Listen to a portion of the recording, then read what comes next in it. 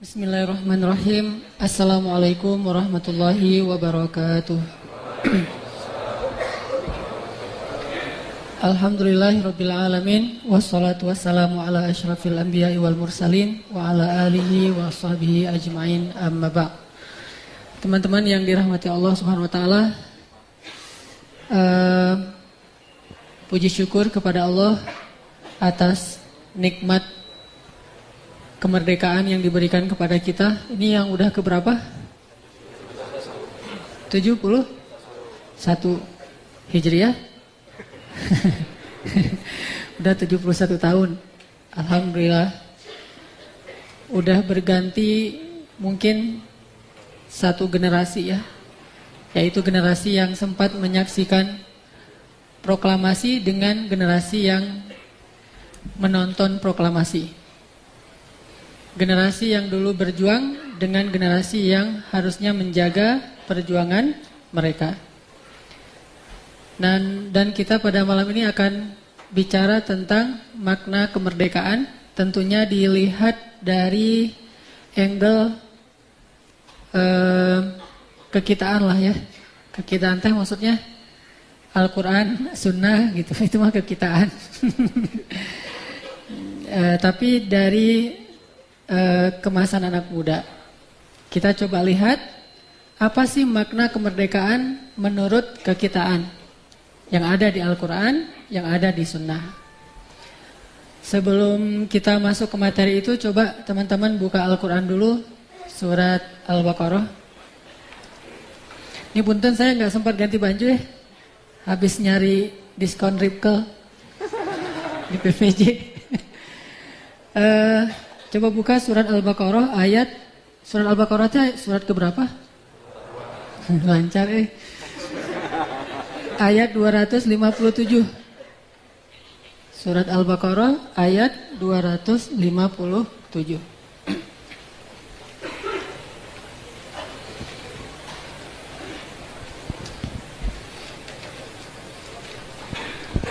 Kita tilawah dulu ya.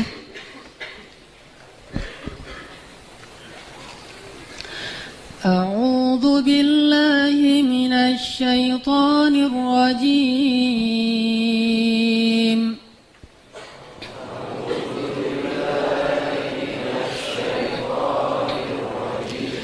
بسم الله الرحمن الرحيم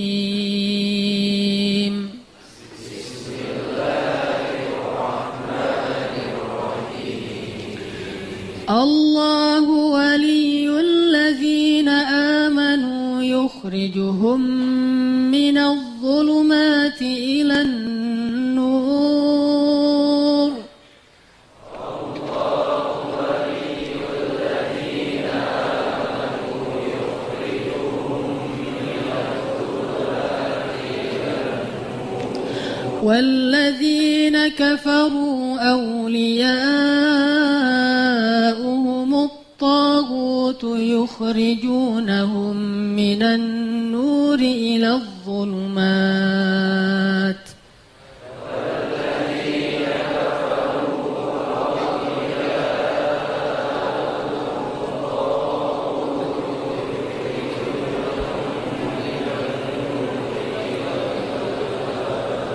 أولئك أصحاب النار هم فيها خالدون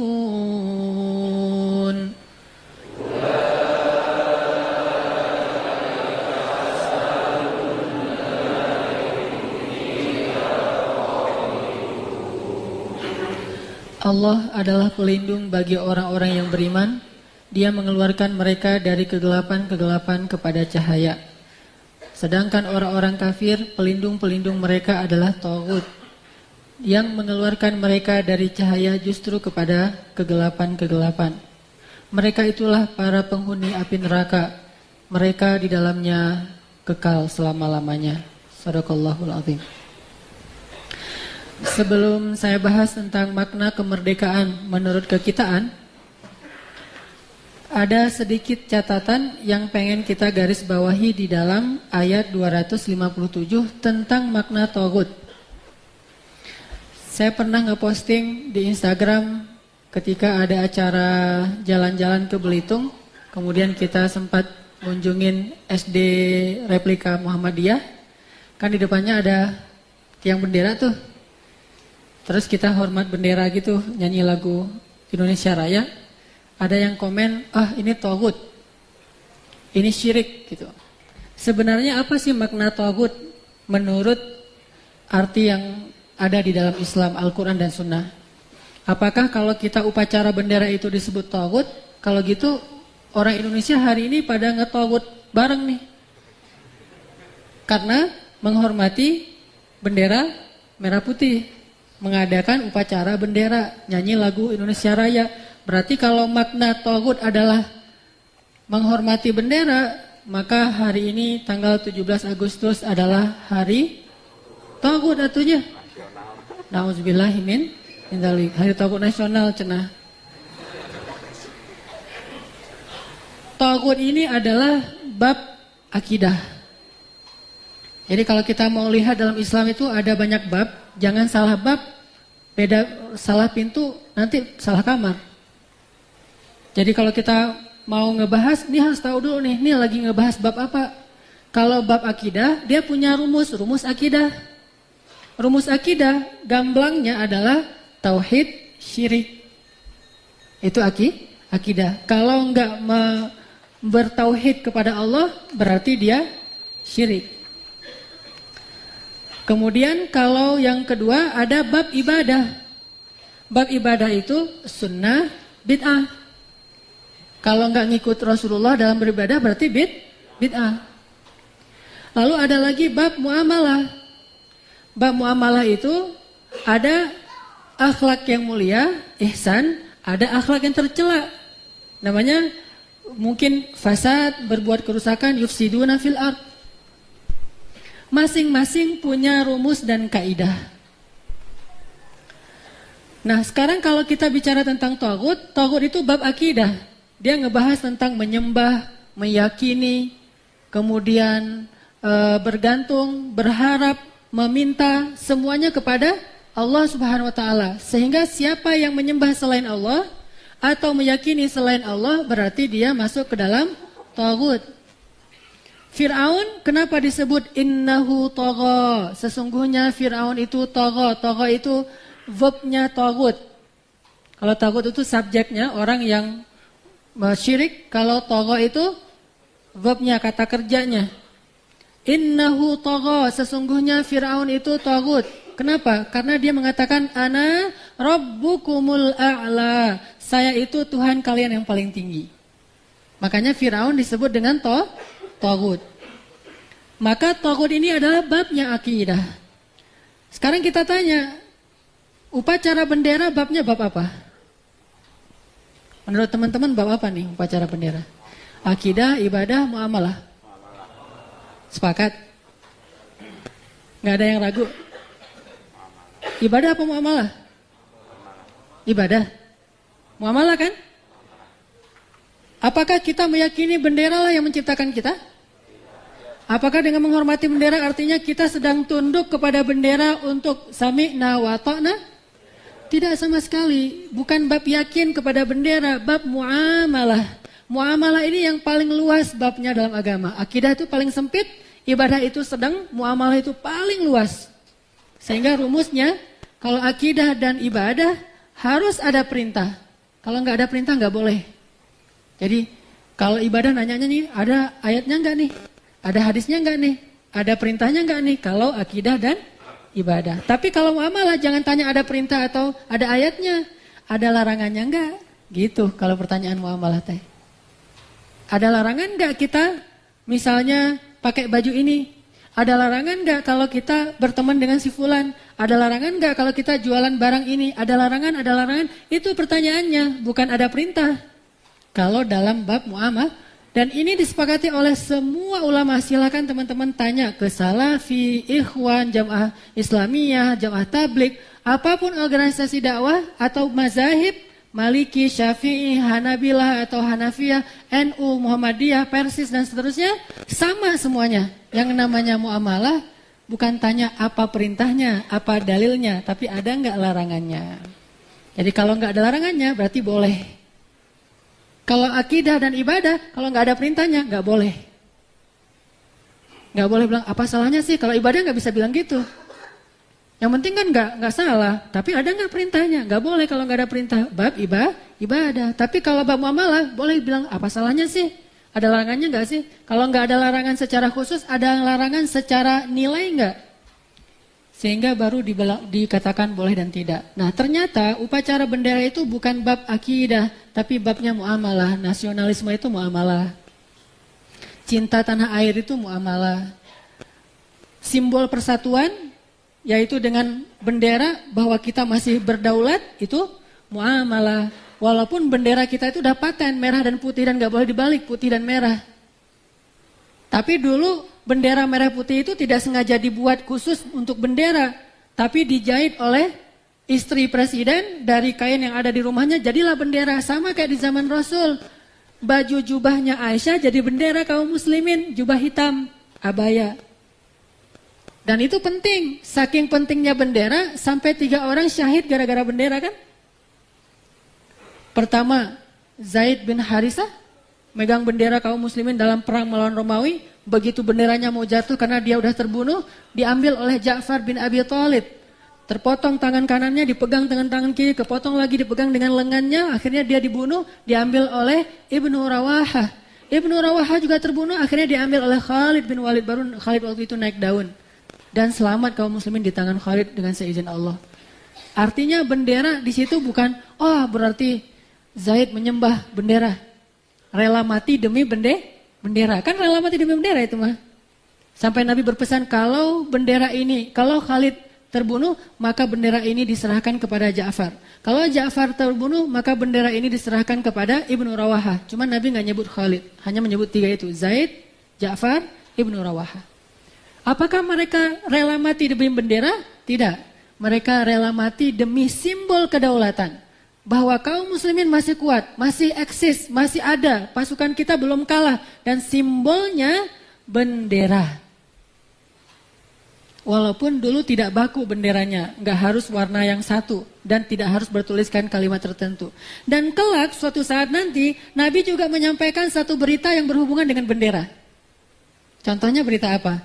Akan datang nanti di akhir zaman pasukan dengan bendera hitam, kan gitu ya. Cuman kita nggak boleh mengkhususkan bahwa bendera hitam yang dimaksud itu ISIS, nggak boleh. Itu namanya ta'yin. Jadi kalau ada ustadz menyampaikan, oh yang disebut dengan Taifah Mansurah, kelompok yang ditolong itu adalah ini, kemudian yang disebut dengan Khawarij adalah itu, kemudian yang dikenal dengan Imam Mahdi adalah sekarang udah lahir namanya Muhammad bin Abdullah. Ini salah dalam kaidah fikih, nggak boleh mentakyin. Mentakyin itu menetapkan itulah yang dimaksud, nggak boleh. Tapi membahas hadisnya harus supaya kita mengambil pelajaran. Cuma mentakyin, menobatkan seseorang satu kelompok sebagai maksud dari hadis itu namanya takyin dan itu nggak boleh. Karena kalau kita takyin berarti kita sama dengan menetapkan benar dan salah, padahal ini masih mutasyabihat, masih diperdebatkan oleh para ulama. Bayangin misalnya gini, katanya Imam Mahdi udah ada di Sulawesi, namanya Al-Mahdi. Padahal nama asli Imam Mahdi Muhammad bin Abdullah, tapi di Sulawesi ada anak namanya Al-Mahdi. Terus di Kalimantan juga ada anak lahir, atau di Israel juga ada anak lahir matanya satu, itu Dajjal. Ini namanya mentakyin, sehingga kalau udah ditetapkan, oh ternyata yang di negara fulan ada anak lahir matanya sebelah, yang satu lagi buta, dia adalah Dajjal, maka tugas kita sekarang ngapain? Bunuhlah Dajjal itu kan ya. Kalau kita bisa, ternyata bisa terbunuh anak ini, berarti dia bukan Dajjal, karena Dajjal itu nggak bisa dibunuh kecuali oleh satu orang saja, yaitu Nabi Isa. Salah bunuh deh, gara-gara dia lahir cacat kebunuh. Ketuduh sebagai Dajjal. Itu namanya menobatkan, mentakyin dan gak boleh. Tapi pentingnya hubungannya dengan pembahasan kita apa? Nabi menyampaikan bahwa nanti akan ada kelompok yang membela agama Allah dan mereka pakai bendera. Salah satu ciri mereka itu bendera. Ini menunjukkan bahwa bendera dalam Islam itu bukan sesuatu yang taghut. Itu simbol di setiap zaman. Bahkan di setiap negara ada benderanya masing-masing sebagai simbol kedaulatan atau pasukan atau kekuatan. Dan kita punya bendera yang disepakati sejak dulu, yaitu bendera merah putih dengan simbol berani dan suci. Merah darah, putih apa? Tulang ya. Jadi teringat cerita yang kemarin, lomba hitam-hitaman ayah. Bagi yang ikut tarbiyah mungkin ngerti. Ternyata ada tulang yang warnanya hitam. Jadi berani dan suci. Dan ketika kita melakukan upacara bendera dengan berbagai macam gerakan, itu bentuk seremonial resminya kita melakukan sebuah semacam kayak ikrar gitu. Bahwa kita akan tetap menjaga kesatuan bangsa kita, kesatuan Republik Indonesia dengan darah kita dan kesucian niat kita. Hanya simbol, dan itu maksudnya muamalah, tidak ada larangan dalam agama. Kecuali kita meyakini bendera itu adalah benda yang suci, lebih suci daripada Al-Quran. Sehingga saking sucinya, kalau kita menyentuh bendera itu diusap di wajah kita bisa ngilangin jerawat. Ini berarti taghut. Udah masuk ke bab keyakinan. Tapi kalau sekedar menjadikan itu sebagai simbol, kita menghormatinya sebagai simbol penghormatan terhadap nasionalisme kedaulatan bangsa, maka itu maksudnya muamalah, bukan taghut. Ini yang sedikit perlu kita garis bawahi supaya tidak terlalu gampang mengeluarkan fatwa taghut. Beda ngomong salah dikit taghut dan segala macam. Sehingga kalau udah main taghut berarti kafir, dan kafir berarti halal darahnya. Kalau halal darahnya boleh dibunuh, na'udzubillahi min dzalik. Maka bolehlah kita saling bunuh-membunuh nih. Na'udzubillahi min dzalik. Enggak kayak gitu pemahaman taghut. Oke, itu sekedar satu hal yang penting untuk kita garis bawahi di ayat ini, supaya nanti kalau ada yang mengatakan makna taghut itu adalah menyembah atau menghormati bendera, maka kita sudah punya argumen. Baik teman-teman, di dalam ayat 257 Allah menjelaskan tentang makna kemerdekaan dalam bahasa mengeluarkan. Free, bebas. Makhraj itu dalam bahasa Arab kan yukhrij itu dari kata kharaja yakhruju, khurujan, akhraja yukhriju, ikhrajan, kemudian makhrajan dan segala macam. Ini kan perubahan grammar ya. Intinya makhraj, pernah dengar istilah makharijul huruf? Kalau yang belajar tajwid atau tahsin, makharijul huruf itu tempat keluar hurufnya. Gimana kita mengeluarkan bunyi huruf. Makhraj dalam bahasa Arab secara definisi bahasa adalah suatu tempat yang sempit. Jadi kita sedang berada di tempat yang sempit banget, sampai bernafas juga susah, saking gak bisa ngapa-ngapain. Tiba-tiba kita keluar berada di tanah yang lapang, menghirup udara yang segar, itu namanya makhraja. Wa may yattaqillaha yaj'al lahu makhraja. Siapa yang bertakwa kepada Allah, Allah jadikan baginya makhraja. Makhraja itu jalan keluar yang lapang, free dari semua himpitan. Dan itu makna kemerdekaan yang saya pahami yang ada di Al-Quran. Dan ini inti dari risalah misi Nabi SAW diutus ke muka bumi. Yukhrijuhum minadh-dhulumati ilan nur. Tugas seorang nabi kemudian menjadi pewarisnya adalah para ulama. Tugas para dai adalah mengeluarkan manusia, membebaskan manusia dari zulumat, dari semua kegelapan kepada nur.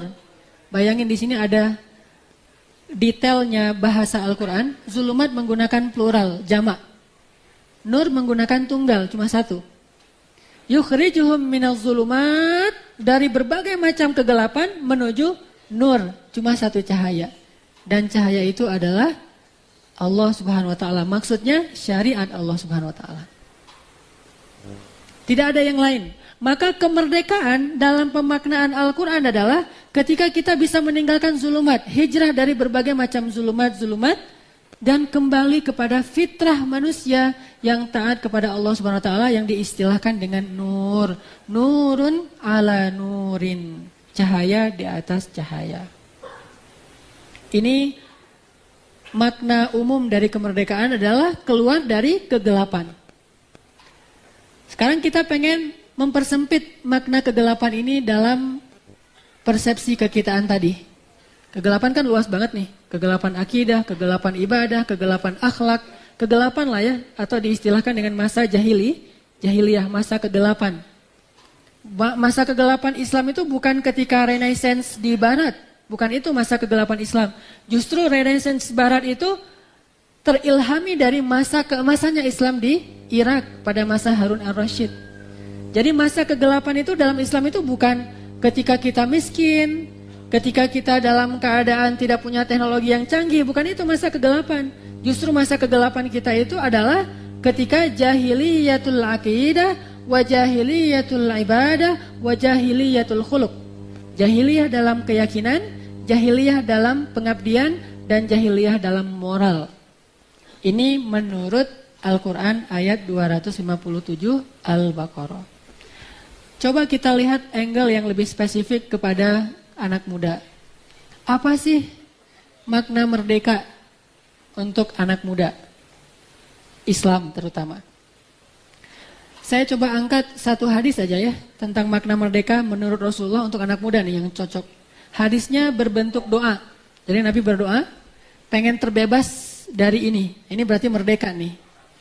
Apa doa Nabi? Yang pertama, Allahumma inni a'udzubika minal hammi wal hazan wa minal ajzi wal kasal wa minal jubni wal bukhl wa min ghalabatid dain wa qahrir rijal. 8 makna kemerdekaan. Silakan dicatat. 8 makna kemerdekaan menurut hadis Rasulullah SAW. 1. Allahumma inni a'udzubika minal ham. Ya Allah, aku berlindung kepadamu dari galau. Ternyata anak muda yang merdeka itu nggak gampang galau. Kalau kita mau memaknai kemerdekaan bebas gitu, nggak terkungkung, nggak terikat dengan sesuatu yang membuat kita jadi tidak nyaman. Pertama adalah Nabi berdoa, Allahumma inni a'udzubika minal hammi. Ham itu bahasa Arab yang diterjemahkan dulu adalah gelisah, khawatir, bingung. Nah sekarang lebih singkat lagi, G-A-L-A-W.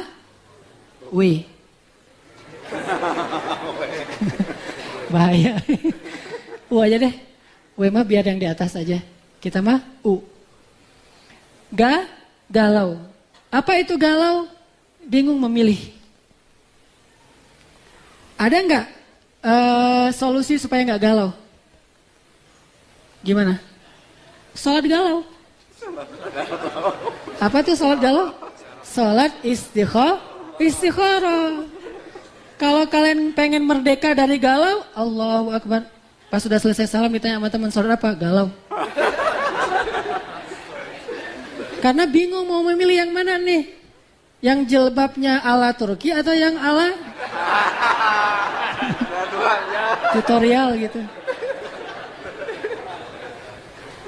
Saya mah hati mah kan nggak bisa dibagikan ya. Gara-gara itulah kita galau. Kalau hati bisa dibagi, kita nggak akan galau. Kamu setengah, kamu setengah. Masalahnya hati itu nggak bisa dibagi. Sesungguhnya hati itu hanya menampung satu perasaan, sehingga ketika satu masuk, yang lain akan keluar. Baik itu antara kita kepada Allah dengan makhluk atau antara kita sesama makhluk.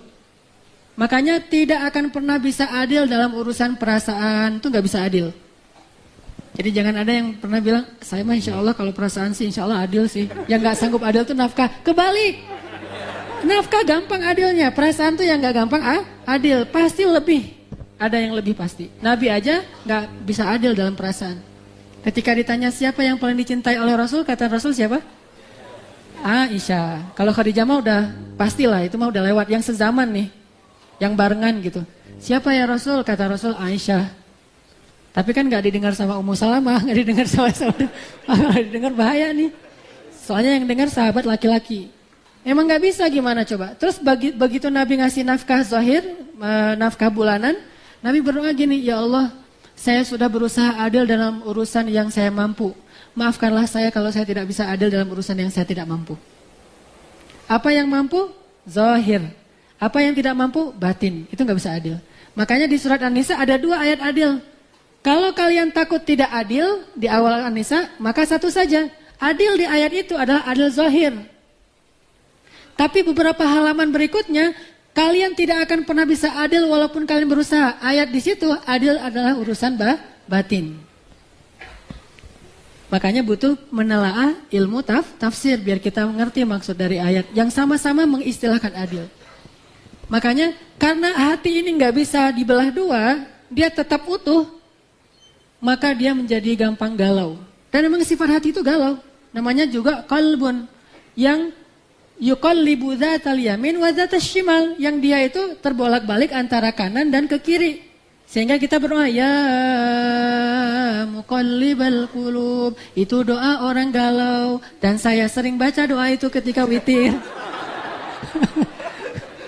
Buat jamaah yang lagi galau maksudnya, bukan buat saya. Ya muqallibal qulub, ya Allah yang mengetahui banget hati-hati yang lagi galau. Sabbit qalbi, tetapkanlah hati saya supaya memilih atau mengambil sesuatu yang engkau ridhai. Bingung. Arinal haqqa haqqa warzuqna ittiba'ah wa arinal batila batila warzuqna ijtinabah. Ya Allah, tunjukkan kepada kami, tampakkan mana yang benar sehingga kami bisa mengikutinya, mana yang salah sehingga kami bisa meninggalkannya. Ini adalah semua doa-doa tentang terbebas dari sifat galau, merdeka tuh kalau bisa bebas dari galau. Jadi tips pertama kalau pengen merdeka dari galau, salat galau. Salat istikharah. Ada tuntunan khusus? Tidak ada. Salat aja 2 rakaat kapanpun selain waktu yang dilarang. Udah gitu, nanti ketika sujud boleh doa. Kalau nggak ngerti bahasa Arab berarti nanti setelah selesai salat. Kalau ngerti bahasa Arab enak tuh, doa ketika sujud panjang pakai bahasa Arab. Kayak kita pas tahajud, sujudnya lama, doanya pakai bahasa Arab. Kalau kita yang nggak bisa, berarti nangis-nangis aja deh. Oh, gerung-gerung gitu kan? Sambil ngaminin amin aja deh yang di depan, dia ngerti bahasa Arab mah, saya mah gak ngerti. Bah, doa saya mungkin gak cocok buat teman-teman. Ya gitu. Beda doanya. Makanya sholat galau lah kalian. Minimal seminggu sekali. Khusus untuk para generasi galau. Maaf, lagi-lagi jomblo nih. Aduh. Jadi dibully melulu nih, kasihan. Enggak. Ternyata udah nikah juga bisa galau loh. Apalagi yang nikah dan nikah, itu lebih galau lagi. Udah nikah aja bisa galau. Galau gimana? Galau tentang mungkin masalah pekerjaan, masalah milih rumah kontrakan, masalah apalah, masalah ini, masalah itu. Masih galau juga. Walaupun emang jomblo lebih berat sih galaunya daripada nikah. Saya bukan mau berniat menyakiti hati para jomblo. Ini lebih ke empati lah. Karena saya pernah ngerasain masa-masa yang galaunya luar biasa. Yang saya pernah cerita saking galaunya saya keliling Sungai Nil. Emang gak enak sih. Waktu itu juga gak ada yang nasihatin, Hanan kamu sholat galau, insya Allah gak akan perlu keliling Sungai Nil. Cukup 2 rakaat Allah tunjukkan.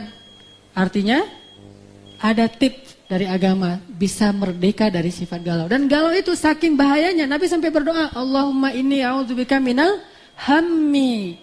Jangan sampai humum menjadi penghalang dan ganjelan untuk kita bisa bahagia dalam hidup. Itu satu makna kemerdekaan dengan angle kekitaan. Insya Allah nanti kita lanjutkan setelah sholat Isya. Bismillahirrahmanirrahim. Teman-teman yang dirahmati Allah, sebelum kita lanjutkan sesi kedua dari kajian kita pada malam ini, kita sampaikan dulu doa. Ada request doa dari keluarga almarhum Bapak Budi Prasetyo yang baru meninggal dunia.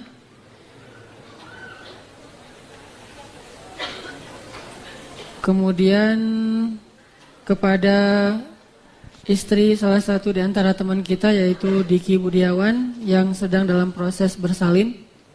Mudah-mudahan Allah Subhanahu wa taala menerima jiwa-jiwa yang kembali kepadanya dalam keadaan iman, mengampuni dosa-dosanya, mengangkat derajatnya dan melapangkan kuburnya. Bagi yang sedang diuji dengan sakit atau ada sedikit musibah, mudah-mudahan Allah mengangkat musibahnya sembari menggugurkan dosa-dosanya dan juga meninggikan derajatnya. Bismillahirrahmanirrahim. Rabbana atina min ladunka rahmah wa hayyi' lana min amrina rasyada waj'al lana min kulli dhiqin makhraja wa min kulli hammin faraja, wa min kulli usri yusra. Amin ya rabbal alamin. Doa yang barusan itu juga doa untuk galau ya. By the way. By the way, Basway. Ada kalimat ham kan di situ ya? Ada di surat Al-Kahfi. Rabbana atina min ladunka rahmah wa hayyi' lana min amrina rasyada. Ya Allah, siapkanlah untuk kami atau tunjukkanlah kepada kami mana nih jalan keluar dari suatu masalah. Ajarkan kami bagaimana bertindak yang baik. Jadi dalam keadaan galau kayak gitu doanya. Dan ditambah lagi waj'al min kulli dhiqin makhraja, dari setiap kesempitan ada kelapangan, wa min kulli hammin faraja, dari kegalauan ada jalan keluar, wa min kulli usrin yusra, dari kesulitan ada kemudahan. Nanti bisa ditulis, kalau yang dapat silahkan nanti di-share lewat sosial media supaya menjadi amal jariah ilmu yang bermanfaat. Allahumma Rabbana atina min ladunka rahmah wa hayyi' lana min amrina rasyada waj'al lana min kulli dhiqin makhraja wa min kulli hammin faraja wa min kulli usrin yusra. Itu doa, salah satu doa favorit saya juga yang sering dibaca, dan alhamdulillah ternyata benar ngaruh banget, terbukti banget bahwa doa ini ngefek untuk menyelesaikan masalah kita, terutama masalah galau. Jadi solusi supaya kita merdeka dari kegalauan, karena galau ini penyakit, dengan galau itu bikin orang senang ngahuleng. Benar gak sih pronounnya? Ngahuleng. Apa tuh ngahuleng? Gini aja siang dan malam ya, di kantor ngahuleng, di sekolah, di kampus ngahuleng, di masjid juga lagi tahiyat ngahuleng. Lihat, nggak selesai gininya nih, terus aja. Orang udah sholat sunnah qobliyah, ba'diyah, dia masih aja kayak gitu. Atau sujudnya kelamaan, begitu imam sholat tahajud sujudnya lama, sekalian ngahuleng. Yang di belakang teh mikirin ini gimana nih besok nih, datang jam berapa, terus bawa apa, beli bunga di mana dan seterusnya gitu-gitu ya. Masih ada tren kasih bunga sekarang? Ada, tapi bunganya itu dalam bentuk capture, tinggal dikirimin. Nggak setulus yang dulu. Dulu kanvas bunga gitu ya. Kalau sekarang mah kanvas bunganya di memory card. Oke. Jadi orang kalau dilanda galau, hidupnya pasti nggak akan nyaman. Makan nggak enak, tidur nggak nyenyak, apalagi. Ya gitu deh, saya nggak pintar berpantun, pokoknya gitu. Orang kalau misalnya dilanda galau, hidupnya nggak nyaman. Sehingga Nabi paling anti galau. Ini boleh jadi hashtag nih, doa anti galau. Doa hashtag anti galau. Apa doa anti galau? Allahumma inni a'udzubika minal hammi, dari galau. Karena galau itu gak sehat. Kedua, bebas dari minal hammi wal hazan, bebas dari hazan. Apa itu hazan? Hazan itu sedih karena mikirin sesuatu yang hilang dari kita, atau yang kita gak dapetin. Itu hazan. Kalau bahasa kekitaan, hazan itu gak bisa move on. Jadi generasi merdeka, anak muda yang merdeka itu move on. Udah gak usah terlalu terhalang oleh masa lalu. Masa lalu mah itu hanyalah cuplikan dalam hidup kita. Mungkin mendewasakan kita, menjadikan kita lebih bijaksana, atau sekedar kenangan, dan gak usah dilihat-lihat lagi lembaran masa lalu teh. Buka lagi foto-foto lama, ngeliat lagi, itu nggak merdeka tuh. Kalau merdeka, fotonya tuh di-delete, terus recycle bin-nya tuh benar-benar hapus, hilang aja pokoknya, udah nggak ada jejak gitu. Itu baru tuh insya Allah move on. Tapi di-delete, tapi jangan di recycle bin, siapa tahu ntar berubah pikiran, di restore lagi. Nah, ini mah nggak merdeka, ini mah masih ada yang gitu-gitu. Atau disimpannya pakai folder, banyak foldernya. Sehingga orang kalau buka, ini kayaknya folder kosong nih dihapus, pas dihapus, gitu ya. Ternyata belum move on. Berarti belum merdeka tuh. Gimana caranya biar bisa move on, merdeka? Gampang, doa lagi nih. Doa yang terkenal dari Ummu Salamah. Allahumma ajurni fi musibati. Udah hafal belum? Ini udah beberapa pertemuan loh doanya. Berarti belum pada move on ya? Allahumma ajurni fi musibati wa akhluf li khairam minha. Ya Allah, beri saya pahala dalam musibah ini dan beri saya ganti yang lebih baik darinya. Kan doa move on banget tuh. Beri saya ganti yang lebih baik darinya. Jadi begitu ada masalah, oh berarti mau dikasih yang lebih baik. Kan gitu kan? Gampang move on menghilangkan hazan. Kalau diputusin, ya udah berarti akan nyambung lagi dengan yang lebih baik. Siapa yang lebih baik? Yang mau menjadi pasangan kita secara halal, yang diakadkan dengan baiat cinta, saya terima nikahnya. Itu namanya baiat cinta. Hashtag.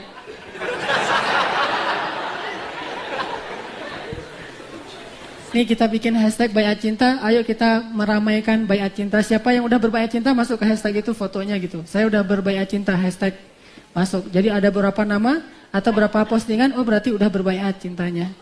Kalau yang belum berbaiat cinta itu nggak ada komitmen, nggak ada kesetiaan, itu gombal. Harus dibaiatkan dulu. Dan baiatnya itu salaman dengan calon mertua dan mengatakan saya terima nikahnya. Boleh dia hafal, boleh dibaca. Salah sekali ulang lagi nggak masalah. Tak apalah. Doa aja tuh, begitu ada masalah biar bisa move on. Allahumma ajurni fi musibati wa akhluf li khairan minha. Dan yakinlah Allah pasti akan ganti yang lebih baik. Pasti, 100% gak ada keraguan, pasti diganti kalau kita doanya kayak gini dan tulus karena Allah SWT. Terus kenapa harus sedih?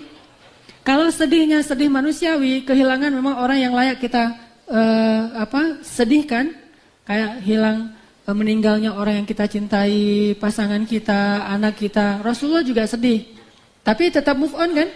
Nabi punya anak laki-laki tiga-tiganya meninggal, move on gak? Move on. Kalau gak move on gimana dakwah ini bisa tersebar? Salah satu bentuk move onnya Rasulullah itu diilhamkan oleh ayat. Begitu beliau kehilangan anaknya, Allah turunkan ayat. Inna a'tainakal kautsar. Itu ayat move on tuh. Karena Allah ngasih yang lebih banyak lagi setelah kehilangan. Tidaklah Allah mengambil sesuatu kecuali Allah akan menggantikan dengan yang lebih baik untuk hamba yang ridho. Makanya doa hazan biar bisa move on adalah Allahumma ajurni fi musibati wa akhlif li khairan minha. Ini salah satu kasus. Tapi hazan bukan cuma move on. Bisa juga ngerasa sedih terhadap sesuatu yang paling kita sayangi. Karena musibah. Misalnya cewek-cewek pada pakai tas Hermes ya. Wah ini belinya di luar negeri pas ke Singapura. Di Changi belinya gitu misalnya. Harganya pas lagi diskon lagi. Beli diskon. Tapi rasanya tuh bangganya luar biasa ya. Diskon 70%. Kayak sekarang ada tuh. Di salah satu mall. Diskon Ripple, Quicksilver. Sampai 80%. Tadi saya ngeliat, waduh sayang nih. Aduh Latif udah mau ngaji nih. Ini gimana nih? Galau. Jadi pas tasnya itu udah beli lagi disayang-sayang di eman-eman, pakai sekali-kali doang, cuma ditaruh di lemari. Udah beli mahal-mahal naruh di lemari, cuma dipakai kalau banyak sama teman-teman yang benar-benar pakai barang-barang branded, jalan yang ke tempat-tempat khusus, ke mall gitu. Ternyata tasnya misalnya nih rusak gitu, atau kotor, atau kena cat atau apalah. Hazan gak tuh? Wah, rasa sedih yang luar biasa, kehilangan yang luar biasa. Apalagi kalau sampai gak usah kayak gitu. Tasnya sama aja sama teman kita. Galau gak sih? Udah beli mahal-mahal, ternyata sama lagi, makanya bareng lagi tuh. Pas ketemu, sama. Saya kadang-kadang pakai baju aja sama. Aduh, ini sama-sama pakai Keepers of the Deen. Jadi agak-agak gimana gitu. Karena sama-sama pakai baju yang dengan satu brand, dengan satu model. Jadi berasa agak-agak kurang keren gitu. Kan orang keren tuh penting ya. Saking pentingnya keren, habis-habisan buat keren. Udah habis-habisan ternyata malah makin gak keren. Kayak orang operasi ini, operasi itu segala macam, ternyata malah jadi bahaya. Nah gitu juga dengan tas, udah beli mahal-mahal, gaya-gayaan, pas pakai, Ada yang sama, langsung ambil lorong jalan yang lain biar nggak kelihatan. Standar jadi pasaran gitu. Hazan nggak? Nah, ketika kita kehilangan sesuatu yang paling kita cintai, barang, orang, sesuatu yang apapun itu, yang paling kita cintai, maka muncullah sifat hazan dalam diri kita. Nggak rela gitu kehilangan sesuatu itu. Baik kehilangan karena kecurangan orang lain, kezaliman, diambil, dicopet, dirampok, atau karena musibah. Kalau orang yang benar-benar hatinya udah merdeka, dunia itu cuma di genggaman, bukan di hati. Ini merdeka berarti, nggak ada hazan tuh, biasa aja. Nabi dikasih baju gamis itu berarti bukan jubah ya. Kalau jubah itu hullah. Kalau ini gamis itu dalam bahasa kita baju biasa kayak kita pakai, baju kemeja. Warna merah bagus oleh Raja Khurasan, orang kafir. Tapi raja ngasih hadiah baju merah ke Rasulullah. Pas dipakai sama Nabi kayak cocok, bagus nih kalau dipakai sama Rasul. Tapi Rasulullah nggak pernah pakai baju itu dengan hati. Pakai baju mah di tubuh doang, nggak masuk ke hati, nggak baper intinya. Udah gitu lagi jalan tiba-tiba ada sahabat miskin ngelihat baju Nabi kayaknya baru nih. Bilang, ya Rasulullah bagus banget tuh bajunya, boleh nggak untuk saya? Rasulullah langsung tersenyum dan membukakan kasih ke dia. Ini namanya hatinya free dari hubbud dunia. Itu baru namanya generasi merdeka. Kalau misalnya dia ngerasa berat, jangankan untuk ngasih, kehilangan aja yang udah terlanjur, nggak mungkin lagi kita dapetin aja masih berat, berarti hatinya belum merdeka. Gimana caranya tadi? Wa khlufli khairam minha, beri saya ganti yang lebih baik. Wa may yuqridullaha qardan hasanan yudha'af lahu. Siapa yang akan ngasih kepada Allah suatu pinjaman yang baik, Allah ganti dengan yang lebih baik di sisi Allah. Udah gak usah khawatir, tenang aja. Kalau kehilangan sesuatu, ntar Allah ganti yang lebih baik. Libatin Allah aja. Libatin Allah pasti tenang. Memang ada sedikit rasa sedih, tapi gak separah kalau orang ya benar-benar di hatinya itu ada dunia. Makanya gak boleh sama sekali hati kita itu cinta dunia itu gak boleh. Kalau kita gak dapat sesuatu itu gak boleh ada muncul rasa sedih. Biasa aja. Kalau dapat gak menjadi bangga diri, kalau gak dapat gak menjadi sedih hati. Karena dunia itu cuma di genggaman, bukan di dalam hati. Seperti yang teman-teman sebagian mungkin udah dengar, kata Imam Hasan Al-Basri, cinta dunia kita di dalam hati itu, dunia dan akhirat seperti timur dan barat. Kita di tengah-tengah nih. Dunia di timur, akhirat di barat misalnya. Tidaklah kita condong ke salah satu arah itu kecuali kita menjauh dari arah yang lain. Gak mungkin kita condong kedua-duanya itu gak mungkin. Kalau kita mendekat ke timur, pasti kita menjauh dari yang barat. Atau sebaliknya kalau kita condong ke barat, pasti kita mulai berjarak dengan timur. Itulah hati manusia. Jadi kalau kita hatinya condong kepada akhirat, pasti dunia mah gak terlalu ngaruh-ngaruh amat. Memang sedih tapi gak banget gitu. Biasa aja, wajar gitu. Kalau sampai dunia itu buat kita sedih, galau, khawatir, terus terganggu, berarti kita belum merdeka. Urusan dunia aja buat kita sibuk, hati kita jadi ke bawah-bawah, kasihan tuh hidupnya terlalu ngebaper dengan dunia. Dunia mah dinikmatin aja, enjoy aja lah, gak usah terlalu baper. Jangan dilibatin hatinya. Hati kita condongnya ke langit, tapi kaki kita menginjak di bumi.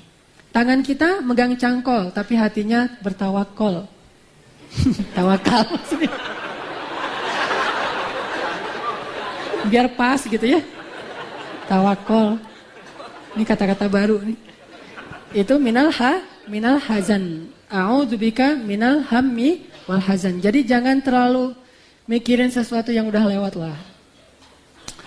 Apalagi kita alhamdulillah udah dikasih anugerah bidadari di rumah kita. Berwujud manusia. Dan dia setia sama kita gitu kan. Maka gak usah mikirin lagi pas reunian. Udah gak usah reunian sambil membawa masa lalu. Udah aja reunian silaturahim. Dan benar-benar silaturahim. Jangan pulang dari reunian udah beda. Pas berangkat reunian sih silaturahim. Pulang reunian melanjutkan ukhuwah. Saudaraan yang lama. Modus.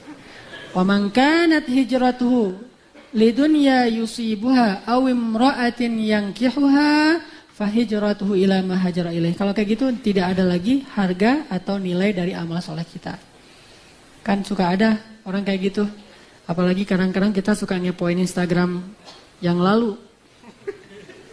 Nyari-nyari di search gitu. nggak ketemu di namanya nyari hashtag. Dia kira-kira suka pakai hashtag apa ya? Gitu. Oh dia mah suka senam, cari Zumba. Cari semua yang berhashtag Zumba, ada nggak foto dia gitu? Nyari habis-habisan. Dan itu benar-benar kepo, kepo maksimal, istiqomah gitu dalam kekepoannya. Nggak putus asa, terus aja ngepoin. Sampai ketemu, pas sudah ketemu, oh ini. Lihatlah Instagram dia, postingannya ada 100 sekian, berarti banyak banget postingannya. Ternyata dia sekarang kayak gini, kayak gitu, udah keren, udah apa, mulai baper lagi. Ini nggak move on. Rugi dong saya dulu mutusin dia, kan gitu. Atau kita nih yang caper pengen dikepoin, ngerasa udah sekarang makin keren misalnya, ngerasa dulu mah wajah saya banyak jerawat, sekarang udah bersih. Cowok-cowok mah kan kalau masih ABG SMP gitu kan jerawatan, sekarang udah bersih. Kalau dulu rambutnya cepak, sekarang rambutnya udah keren, ala Brad Pitt misalnya. Atau ala siapalah gitu ya. Udah postingin di Instagram, pengen dikepoin gitu, pengen dikopiin, kasih hashtag sebanyak mungkin, biar dia gampang mencari kita. Ngasih alamat. Sehingga begitu ada yang komen, satu-satu dilihat, udah dikepoin belum ya saya mah? Nge-like, dilihat yang siapa yang nge-like aja, followers baru siapa aja, terus saya nunggu dikepoin sama yang lain. Kenapa? Karena nggak bisa pindah dari masa lalu, nggak move on, masih hazan. Udahlah, udah takdir Allah, qadar Allah, masya'akan wa man lam yasha' lam yakun. Emang kayak gitu takdir Allah, udah aja pindah ke masa depan dan kita coba memperbaiki diri kita. Termasuk dosa, kebiasaan buruk kita tinggalkan. Ini namanya hazan. Jadi tipsnya adalah doa. Ketiga, wa'udzubika minal ajz. Apa itu ajz? Ringkih, nggak energik, nggak sehat gitu. Orangnya itu jarang olahraga, itu ajz. Wa'udzubika minal ajz. Jalan dikit, masuk angin misalnya. Olahraga dikit, nyari Sugi, mana Sugi, minta dipijitin gitu. Atau pakai koyo apalah gitu-gitu. Main main futsal, langsung tekilir. Baru berenang, baru masuk ke air, salah urat. Ini ringkih. Kenapa gampang kayak gitu? Karena ajiz. Bukankah Nabi mengatakan mukmin yang kuat lebih disukai Allah daripada mukmin yang lemah? Kuat lemah di dalam hadis itu lebih identik kepada fisik, walaupun itu bukan segalanya, tapi sesuatu yang cukup penting juga. Makanya olahraga.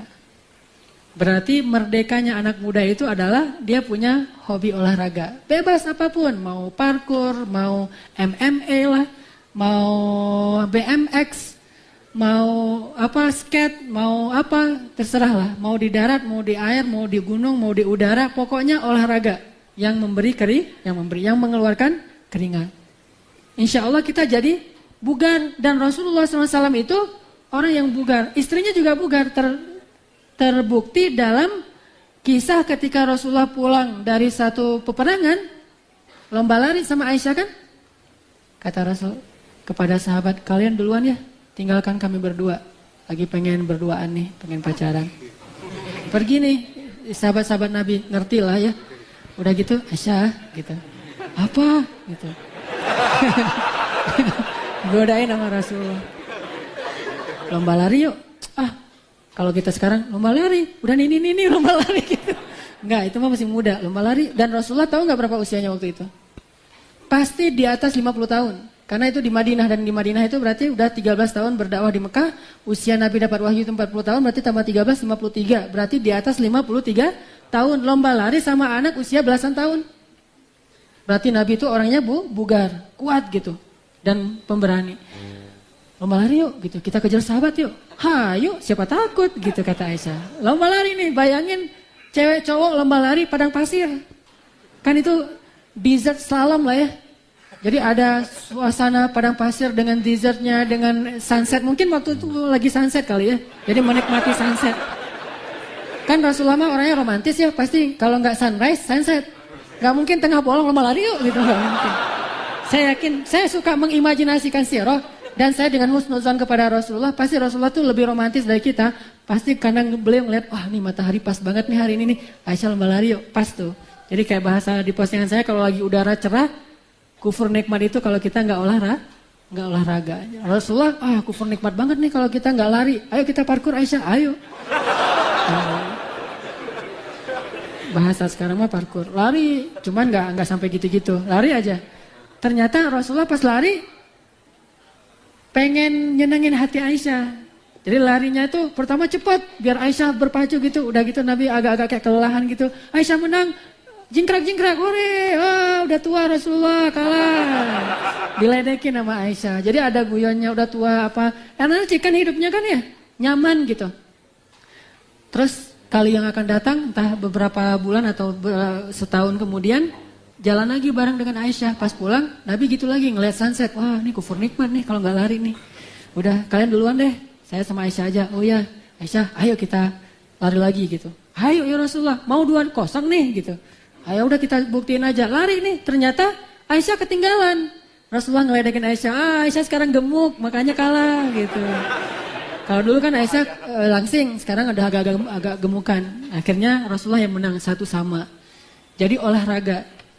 Ditambah lagi Rasulullah itu kan yang pernah saya sampaikan suka ngadain acara lomba berkuda kan ya. Dari satu kabilah ke kabilah yang lain. Kalau sekarang mungkin berkudanya udah nggak naik kuda. Udah motor atau apalah. Tapi dengan cara yang sehat. Abdullah ibnu Umar salah satu yang sering juara. Dan berkuda itu selain memang salah satu hobi atau olahraga. Juga membangun kepribadian mental leadership. Karena setahu saya kuda itu sangat peka dengan perasaan tuan yang duduk di atas punggungnya. Jadi kalau kita duduk di atas kuda itu ragu-ragu gitu, dia iseng tuh. Jadilah kuda freestyle. Wah, muter-muter gitu. Ada gitu kuda freestyle. Nah gitu saya nggak tahu istilahnya. Pokoknya gitu tuh. Kalau orang yang di atasnya ragu-ragu. Kalau di atasnya mantap, kemudian duduknya itu dengan gagah dan punya leadership pemerintah, kuda itu taat. Dia gimana tuannya? Kalau tuannya agak-agak culun, dia mah iseng. Nah ini yang duduk di atas saya culun polos gini, udahlah kerjain aja lah. Udah lama saya nggak ngisengin orang. Tapi kalau mantap gitu, apalagi sebelum naik kuda kan diusap-usap dulu, kenalan dulu sama kuda, tanya nama kamu siapa, nama saya Hanan gitu. Benar waktu saya belajar berkuda, tapi belum bisa diajarin, ternyata filosofinya ke sana. Olahraga.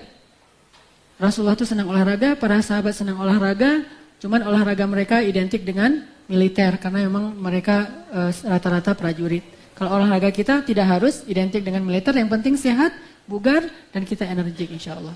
Pilih yang kita suka, nggak harus semuanya aerobik misalnya kan, kalau kita mah nggak usah aerobik ya, biar ibu-ibu aja yang aerobik. Kita mah ya tadi parkour yang paling standar mah, yang untuk anak muda gitu, olahraga.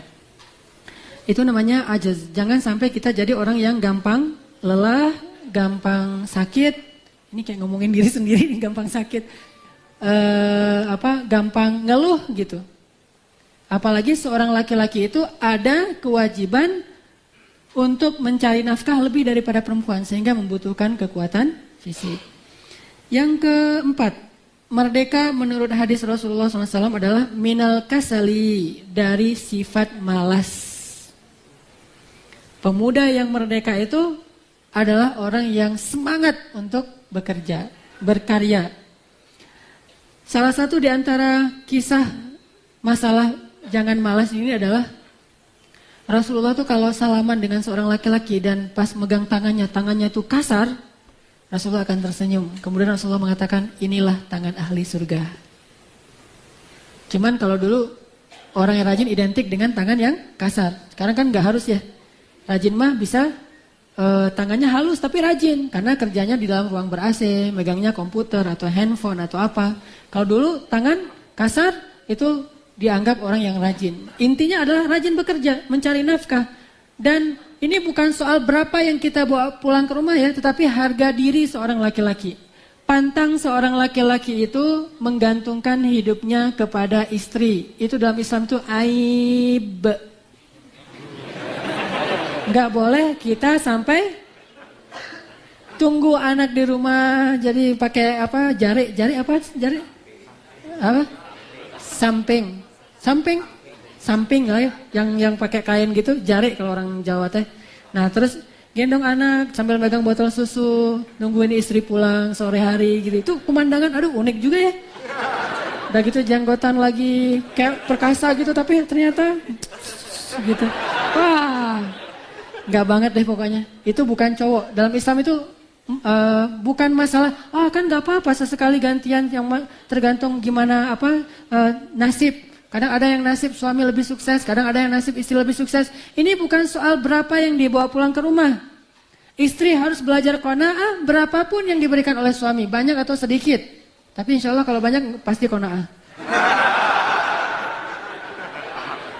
Tapi ini soal harga diri. Suami keluar dari rumah itu karena izzah. Bukan karena dia nggak punya kerjaan, ya udah mending di rumah aja. Walaupun sekarang mungkin bisa kerja di rumah. Walaupun kita punya warisan yang banyak, bekerja itu bukan soal berapa tadi saya bilang. Tapi soal izzah, harus keluar rumah. Minimal harus punya satu aktivitas yang menghasilkan walaupun gak banyak. Sehingga dengan itu dia kasih ke istrinya. Istri, kalaupun nasibnya adalah Allah kasih dia rezeki lebih daripada suami, maka tetap dia punya hak meminta kepada suami. Bulanan, nafkah, walaupun gak banyak. Dan itu bagian dari cara istri menghargai suami. Misalnya dia punya penghasilan 10 juta, suami 3 juta. Pak, listrik belum bayar. Padahal dia kalau mau bayar gampang, tinggal ngeklik di handphone dia langsung bayar tuh. Tapi karena dia pengen menghargai suami, dia gak mau bayar dulu sendiri. Dia bilang, Pak, listrik belum bayar. Oh iya, sebentar nih. Sebentar lagi nih mau diselain, belum cair yang di sana. Oh iya, gak apa, sabar. Terus hari ini nggak masak terlalu banyak, cuma bayam doang, sama ikan asin, sama ayam goreng, sama...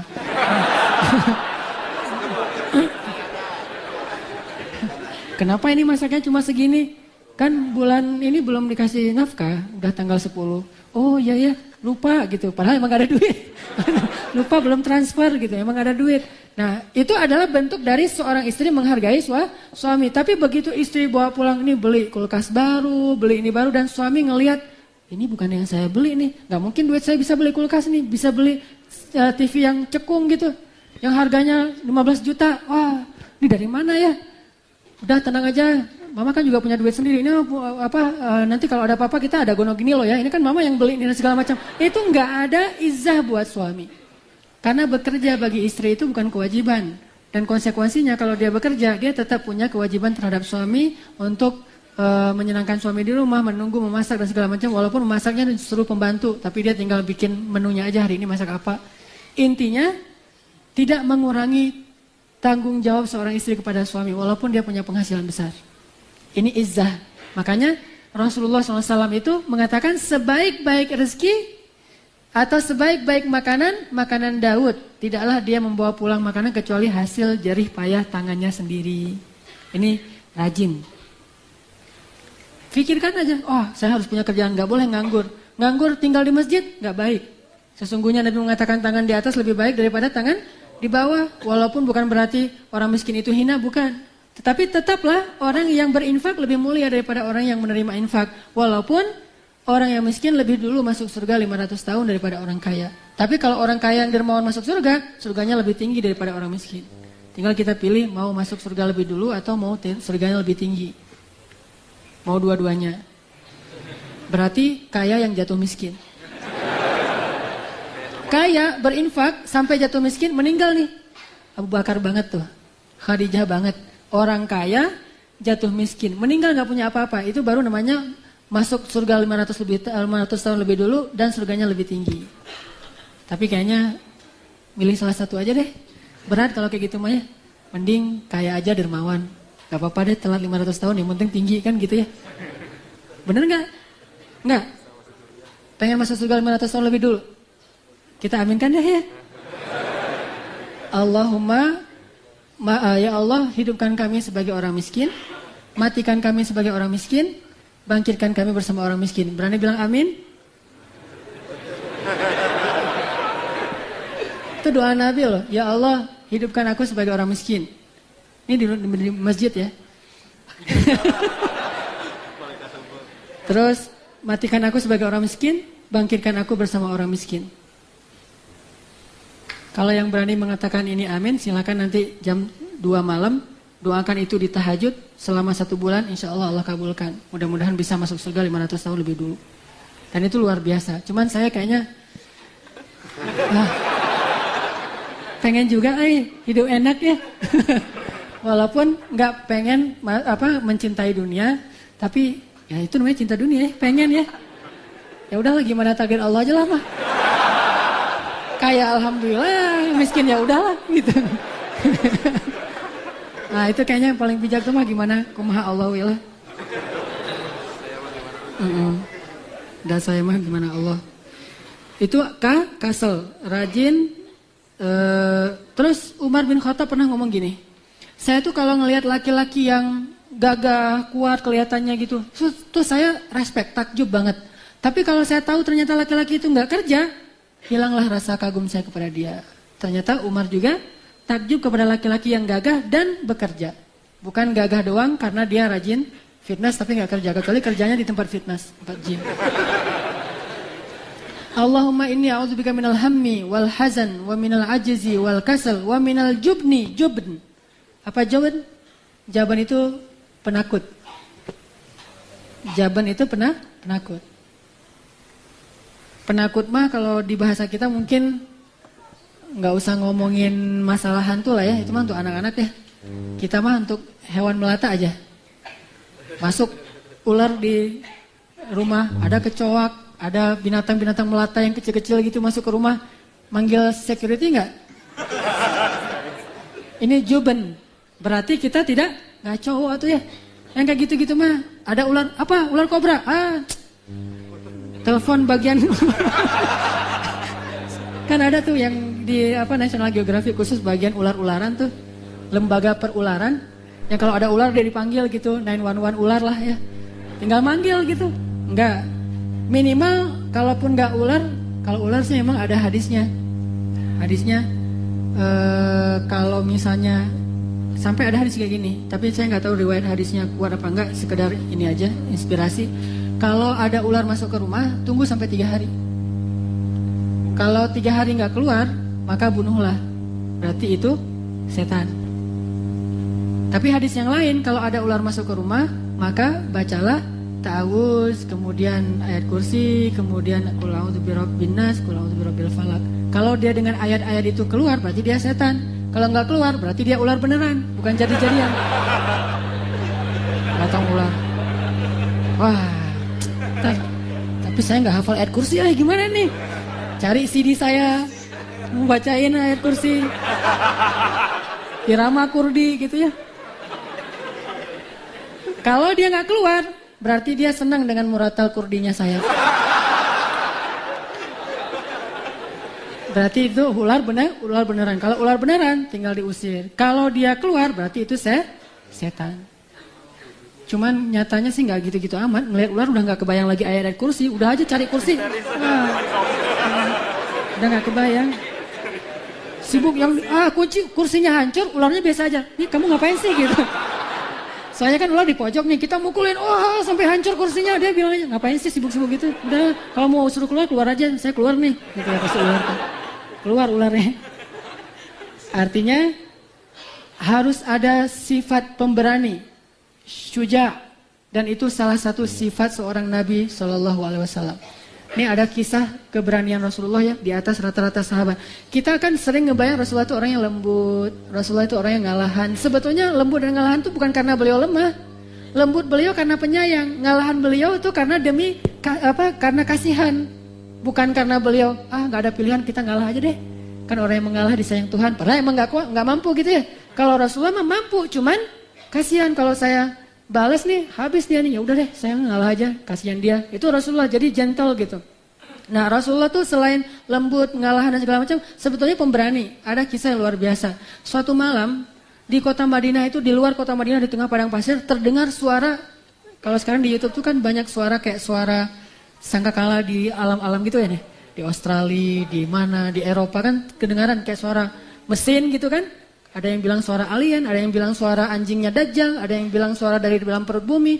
Allahu alam, ada yang bilang efek-efek gravitasi segala macam lah secara ilmiah. Yang jelas ada suara yang sangat menakutkan di luar kota Madinah, kayak suara setan lagi disiksa. Setan lagi ngamuk. Sehingga saking ngerinya suara itu, sahabat gak ada yang berani keluar loh. Bayangin, di antara mereka ada Umar. Siapa yang bilang Umar penakut? Setan aja kalau Umar lewat satu jalan, setan gak berani lewat jalan yang sama kan? Kasih aja nama jalan di sini, ini bukan jalan Saninten, jalan Umar. Gak ada. Wah, ini jalan Umar nih. Gak berani kan? Takut. Saking pemberaninya, Umar. Setan aja kalau lihat, ya jalan Umar, gak berani. Oh, jalan Umar, kok semua jalan di sini jadi jalan Umar? Gak berani lewat tuh setan. Tapi giliran suara itu Umar gak berani. Berarti kan kebayang lah ya gimana suara yang menakutkan sampai orang sekelas Umar aja agak-agak deg-degan. Jadi suara apa itu? Makhluk apa itu? Akhirnya Umar cari Khalid. Khalid bayangin. Cari siapa lagi? Sahabat-sahabat pemberani. Sa'ad bin Abi Waqqas, singa padang pasir tuh julukannya. Sahabat-sahabat yang keren-keren ternyata pada ngumpul di Masjid Nabawi. Jadi pengen ngelihat bareng gitu kayak orang ngeronda gitu. Ngumpul dulu depan Masjid Nabawi. Yuk kita cari tahu suara apa itu. Hayo. Berani kalau udah rame gitu. Udah rame semuanya, udah hayo. Ternyata tiba-tiba dari kejauhan datang seorang laki-laki naik kuda. Dan dia nggak pakai baju, cuma pakai celana aja. Artinya perginya buru-buru. Ketika dekat ternyata dialah Rasulullah SAW. Baru datang sendiri dari kejauhan itu. Rasulullah datang, jadi kayak saya ngebayangin kayak film-film Hollywood tentang anak yang jagoan, yang gladiator gitu. Baru datang dari kejauhan, gaya kan gitu kan, badan Rasulullah kan bagus tuh. Atletis, nggak ada perut yang one pack mah nggak ada. Six pack lah ya. Wah, Rasulullah luar biasa datang gagah gitu. Dan bukti kegagahan itu sampai orang terkesima dengan tubuh Rasulullah yang nggak pakai baju. Cuma kudanya itu nggak sempat pakaiin apa tuh, pelana ya. Gak pakai pelana, langsung kuda yang kayak gitu dipakai sama Rasulullah. Saking buru-burunya Rasulullah mengejar suara itu. Dan ketika Rasulullah pulang, para sahabat masih pada bingung gini. Kata Rasulullah, udah kembalilah kalian ke rumah kalian. Apa ya Rasulullah? Udah gak usah dibahas. Rasulullah gitu coba, pemberani banget kan. Kayak ayah kepada anak. Ada suara apa ya? Udah gak usah, tidur aja, tidur gitu. Sahabat sekelas Umar ngumpulin orang dulu, ayo. Tapi Rasulullah baru datang. Coba kurang pemberani apa Rasulullah SAW? Pemberaninya luar biasa. Ada kasus yang juga pernah saya kisahin. Rasulullah lagi mau mendengar syahadat jin. Nanti teman-teman bisa baca kisah ini di dalam tafsir surat jin salah satunya. Jadi ada cerita 7 jin dari berbagai macam negeri. Ada yang dari Irak, dari Yaman, dari Mesir. Kan jin juga punya negeri ya. Cuman gak tahu dari Indonesia ada gak gitu. Nah, datang dari berbagai macam negeri, jin-jin kabilah-kabilahnya datang pengen diutus sama iblis. Jadi ceritanya iblis itu suka nyuri-nyuri berita ke langit nih ceritanya. Tapi sejak Rasulullah datang, langit itu tertutup rapat, udah nggak bisa lagi nyuri-nyuri berita. Wah, ini ada apa ya kok langit sekarang jadi beda nggak kayak dulu. Dulu mah langit welcome gitu, sekarang mah langit susah gini ditembus, nggak bisa ditembus, ditutup rapat, kayak ada rahasia besar yang nggak boleh ketahuan. Sehingga iblis mulai curiga, ini pasti ada peristiwa besar di bumi nih. Akhirnya iblis bilang ke anak buahnya, kalian berangkatlah ke seluruh negeri, ambil tanah dari negeri itu, bawa ke sini. Masing-masing pada ngambil tanah, ada yang ngambil tanah Mekah, dibawa ke iblis. Di mana iblis? Di samudra, di laut. Karena kata Nabi, kerajaan jin itu ada di laut. Mungkin segitiga Bermuda kali. Cuma dulu bahasanya kerajaan jin itu ada di laut. Berangkat ke segitiga Bermuda teh. Bawa tanah-tanah termasuk tanah Mekah. Pas cium, wah ini tanah Bandung mineralnya banyak gitu ya. Sehingga tongkat kayu jadi tanaman. Wah ini mah tanah subur ini mah. Terus ada tanah lagi, ini tanah apa? Tanah Lembang, tanah apa? Kok semuanya Jawa Barat ini mah tanahnya? Kalian ngapain sih kok di Jawa Barat? Katanya. Ikut pemuda hijrah. Nah datang nih bawa tanah-tanah dari berbagai macam negeri. Tiba-tiba pas iblis, jadi sampel-sampel tanah itu ditaruh di depan iblis. Cuma iblis yang bisa mencium aroma tanah itu dari mana dan ada apa. Ditaruh sampel-sampel tanah, Terus pas sampai di sampel tanah yang ada tulisan Makkah gitu, di labnya iblis. Nah, iblis meneliti tanah itu dengan cara dicium, diendus gitu. Wah, bahaya. Ada apa? Ya iblis. Ada aroma kenabian kata iblis. Dia tahu aroma kenabian. Bukan aroma parfum misk yang 20 juta 100 mili ya. Aroma kenabian, dan nabi itu punya aroma tubuh yang khas, yang mulia di sisi Allah dan di sisi para malaikat. Iblis tahu banget. Karena dia pernah tinggal bersama nabi, yaitu Adam. Jadi tahu aroma nabi. Lagian semua nabi pernah digodain sama iblis, walaupun gak berhasil, tapi tahu aroma nabi. Wah nih, tanah mana nih? Wah, Mekah. Ya udah, 7 orang jin-jin yang keren-keren berangkat ke Mekah, cari tahu ada nabi apa di sana. Jangan-jangan nabi yang terakhir itu udah muncul, karena aku mencium aroma kenabian. Dan ini kuat sekali aromanya, beda dengan nabi-nabi yang lain. Berangkat nih ke Mekah. Sampai di Mekah subuh, gak tahu berangkatnya jam berapa, kecepatan apa. Pokoknya sampainya subuh aja.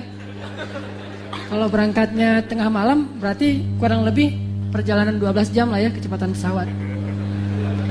Berangkat sampai subuh, udah sampai subuh. Pas sampai subuh di daerah Nakhlah, belum sampai ke Mekah banget. Nabi lagi sholat subuh di daerah Nakhlah. Allahu Akbar. Nabi baca Al-Quran. Begitu 7 jin ini datang pengen ngintip apa yang dilakukan oleh orang-orang Mekah, mendengar suara Nabi, terkesima, duduk. Wah, ini luar biasa bacaannya. Akhirnya tadi niatnya pengen gangguin, ikut taklim Nabi mah karena pengen memata-matai, sekarang malah pengen jadi pemuda hijrah bersama Nabi. Saya kenapa ya masjid itu ramai terus? Wah, saya mata-matainnya duduk di teras gini-gini. Wah, ternyata enakan nih bacanya. Akhirnya ya udah deh, saya mau di sini aja, nggak mau lagi ke tempat yang lama.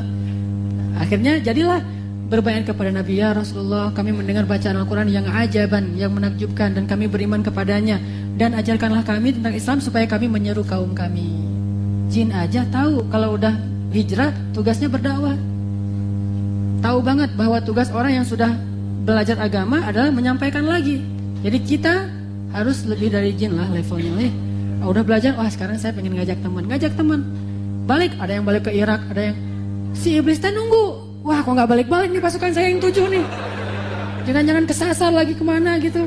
Masa sih di dunia aja kesasar, padahal naik ke langit nggak pernah kesasar ya, di bumi kesasar. Ternyata mereka udah beriman dan nggak berani balik ke Samudra Hindia. Apa? Segitiga Bermuda. Nah, udah balik ke negerinya, ngajak, wahai kaumku dan segala macam. Berimanlah sekelompok jin dari negerinya yang jumlahnya ribuan. Mereka pengen syahadat di depan Nabi, bikin janjian sama Nabi. Meeting pointnya itu di luar kota Madinah. Jadi udah beberapa tahun setelah Nabi hijrah, datang lagi jin. Rasulullah, ini kaum kami udah banyak loh yang mau beriman, mau syahadat. Kita meeting point di mana ya Rasul? Oh ya udah, di luar kota Madinah aja. Jangan di kota Madinah, nanti kalian nginjak sahabat-sahabatku nggak sadar kegencet lagi. Ya udah di luar kota Madinah. Mereka pengen sholat bareng dengan sahabat. Kata Nabi nggak boleh. Ini tempat manusia sholat, kalian sholat di tempat yang lain. Jangan campur. Kalau campur, coba bayangin imam bilang, rapatkan soft. Jin rapatkan soft. Bahaya kan? Wah, ada 2 jin di tengahnya manusia, rapatkan soft. Wah, lebih dari truk itu teh. Makanya kata Nabi, jangan di tempat manusia, kalian sholat sendiri. Udah hari apa? Udah ditetapkan, gak boleh hari, pasti malam. Namanya juga film hantu kan pasti malam ya. Nah malam nih, udah dia pulang ke Irak, pulang ke Yaman, pulang ke Mesir. Ada janjian malam apa? Nabi mikirin ngajak sahabat, siapa yang mau diajak ya, biar jadi saksi nih, bukan Nabi pengen ditemenin. Akhirnya ngajak sahabat bilang gini, siapa di antara kalian mau nemenin saya malam ini? Kemana ya Rasul? Mau ketemu sama jin. Wah, pada ngelirak-lirik. Saya belum makan malam, Rasul. Banyak yang gak mau.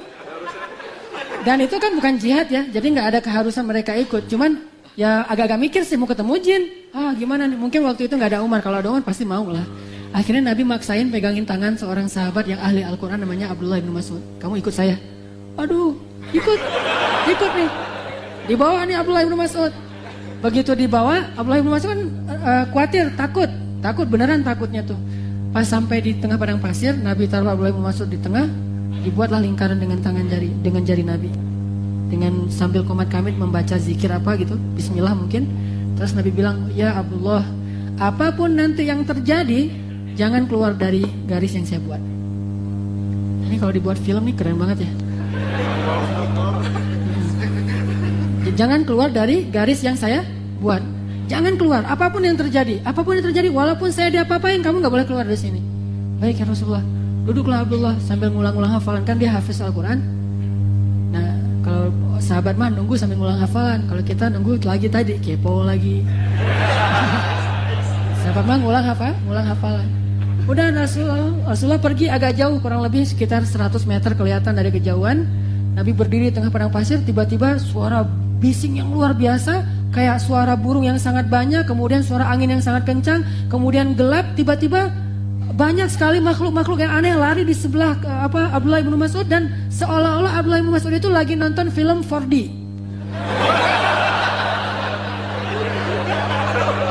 Itu benar-benar gitu. Sampai ada muncrat-muncrat air gitu kan ya. Di VVJ Premier gitu. Itu benar-benar kayak nonton 4D. Bayangin kita nonton 4D aja heboh. Ini bukan 4D, ini realitas. Ngelihat jin langsung dan ada yang loncat-loncat di atas kepala. Hampir kata Abdullah, hampir saya lupa dengan perintah Nabi. Mau aja saya lari. Coba kalau saya lari udah habis saya tuh. Tapi tiba-tiba saya ingat, kata Rasulullah jangan keluar dari garis. Masih ada nih garisnya. Wah, ramai aja. Berkerumun, bayangin satu jin aja gedenya luar biasa. Ini ada ribuan. Jadilah itu padang pasir penuh dengan jin yang macam-macam bentuknya. Dan jin namanya makhluk yang berbeda dengan kita pasti aneh-aneh sekali bentuknya. Gak usah saya ilustrasikan, saya juga belum pernah lihat. Pokoknya gitu. Wah, luar biasa, banyak aja. Rasulullah udah gak kelihatan, udah dikelilingin oleh jin. Wow. Ternyata wow itu lagi taklim, lagi baiat syahadat, dengerin nasihat dari Nabi. Jadi ramai aja. Jin kan kalau taklim mah gak bisa diam. Kalau manusia mah diam kan ya. Jadi jangan berisik ya. Kalau berisik itu harus diruqyah itu tadi. Wah, rame taklimnya Rasul. Akhirnya satu persatu hilang pergi. Udah agak-agak sepi nih. Ada beberapa kelompok jin tua-tua, kakek-kakek gitu. Ada yang di sana jin kakek-kakek, di sini jin aki-aki, di sana jin sarwa keneh. Udah gitu Rasulullah kok ini ngapain Rasulullah kok datang ke jin ini, datang sibuk aja Rasulullah. Sampai akhirnya tiba-tiba Rasulullah pergi keliling-keliling ke belakang bukit, balik lagi datang bawa-bawa tulang. Ternyata jin itu setelah berbaiat syahadat curhat. Jadi habis taklim curhat. Nah, itu gaya jin di ketika taklim Rasul. Taklim, udah selesai taklim curhat, ya Rasulullah, kami mah suka perang antar suku. Jin juga sama kayak manusia, antar geng. Ada geng ini, geng itu di antara jin. Akhirnya Rasulullah mengatakan, panggilkan ketua-ketua gengnya. Dipanggilin ketua geng jin. Bayangin, ketua geng Indonesia, geng manusia aja, ngeri kan melihatnya. Gimana ketua geng jin coba.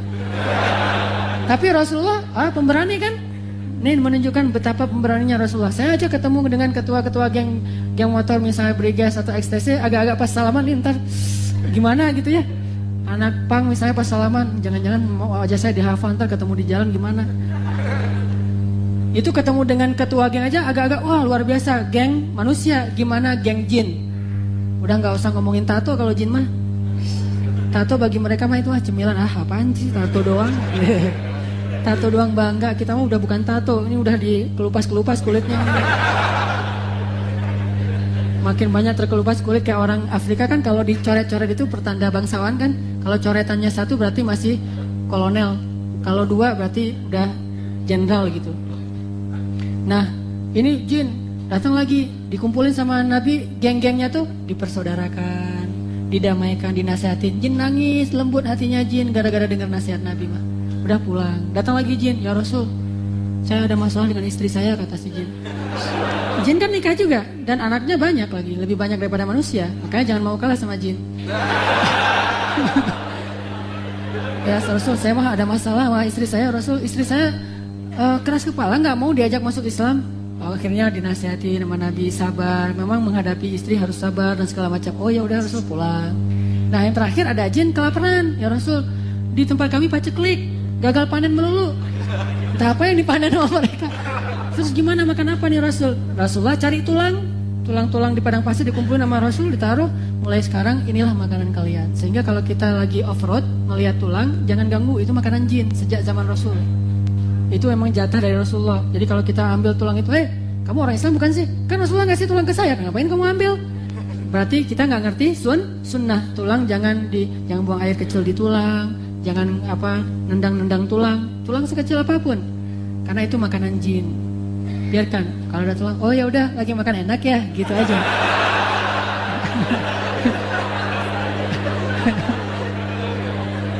Kata Nabi, ini makanan kalian sekarang. Akhirnya mereka bawa pulang tulang, pergi itu.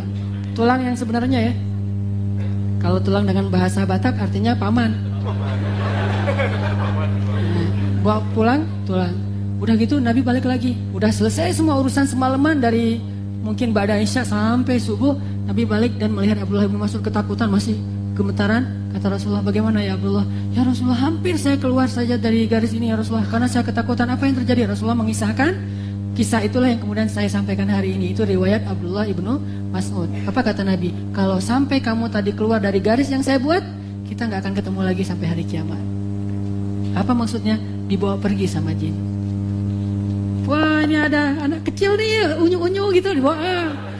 Bahaya kan? Makanya Rasulullah buat pagar untuk. Kalau sekarang kita pagarnya apa? Pagarnya kalau masuk rumah jangan lupa mengucapkan Assalamualaikum, baca doa masuk rumah. Kenapa? Karena jin tidak bisa mengucapkan doa-doa yang baik. Sehingga kalau ada yang masuk rumah dengan rupa kita tapi nggak baca salam, pasti itu jelmaan jin. Datang suami, istri nih harus tahu ya, kalau suami pulang ke rumah nggak ngucapin salam, itu bukan suami kalian. Langsung kalau ada suami datang, senyum-senyum nggak baca doa, tiba-tiba langsung nggak baca salam, langsung ke dapur, langsung Allahu la ilaha illallah. Pasti lari itu, karena itu bukan suami. Jadi sunnah Rasul baca sebelum tidur, baca ayat kursi, karena kata jin sendiri yang curhat kepada Abu Hurairah, kalau orang baca ayat kursi jin nggak bisa gangguin. Singkat kata, Rasulullah itu pemberani. Jadi kita kalau pengen ikut sunnah Nabi, jangan cuma ikut sunnah hadis dalam bentuk qauliyah, sifatnya belajar menjadi pemberani. Gimana bisa menjadi pemberani? Jadilah orang yang hanya berserah diri kepada Allah, tidak takut kecuali kepada Allah. Emang ini butuh belajar dan dilatih. Satu lagi kisah pemberani. Mungkin malam ini sampai di sini aja dulu, ntar kita cicil minggu depan tentang doa ini. Pemberaninya sahabat, namanya Abdullah ibnu Abbas. Saya mungkin pernah kisahin juga. Abdullah bin Abbas ini masa kecilnya pernah diajarin satu hadis oleh Nabi, ya gulam ihfazillah yahfazka, ihfazillah tajidhu tujahak, wa'lam annan nas law ijtama'u ala ay yanfa'uk lan yanfa'uka illa bima kataballahu lak, walau ijtama'u ala ay yadurruk lan yadurruka illa bima kataballahu alaik, rufi'atil aqlam wa juffatis suhuf. Ini harus kita hafal. Hadis untuk jadi pemberani. Wahai anakku, jaga Allah, Allah pasti jaga kamu. Jadi kalau pengen kita merasa insecure gitu, nggak perlu rasa takut, jaga Allah aja ketika kita senang, nanti Allah jaga kita ketika kita susah. Ketahuilah, semua makhluk ini kalau berkumpul pengen mencelakai kamu, mereka nggak bisa mencelakai kamu kecuali dengan ketetapan Allah. Dan kalau mereka pengen nolong kamu, mereka nggak bisa nolong kamu kecuali dengan ketetapan Allah. Allah yang menetapkan semua, pena sudah diangkat, kertas sudah kering. Yakin aja dengan itu. Yakin nih, mendarah daging dalam diri Abdullah ibnu Abbas. Sampai Rasulullah wafat, itu masih dipegang oleh Abdullah. Suatu saat Abdullah udah dewasa, usia sekitar 20-an atau 30-an tahun. Dia pengen sholat asar di masjid. Pas waktu asar pergi ke masjid, kok masjid sepi, nggak ada yang azan, nggak ada yang ngimamin, nggak ada siapa-siapa. Kemana orang semuanya? Kok jalan-jalan pada sepi? Keluarlah dari masjid, Abdullah ngumumin, wahai kaum muslimin, kita sekarang udah waktunya sholat asar. Ayo atuh sholat asar, keluar dari rumah kalian. Jadi posting, nggak ada yang nge-like sama sekali. Wah, bahaya. Padahal followersnya banyak, tapi nggak nge-like. Gak ada apa nih? Pasti ada error kan ya? Ternyata ada satu orang yang komen, ya Abdullah, kami nggak berani keluar. Kenapa? Soalnya tadi ada singa masuk ke dalam kota. Singa padang pasir. Benarkah itu? Benar. Di mana singa itu? Kata Abdullah. Di ujung jalan. Oh ya udah, ntar tunggu. Cari sama Abdullah. Mana singanya?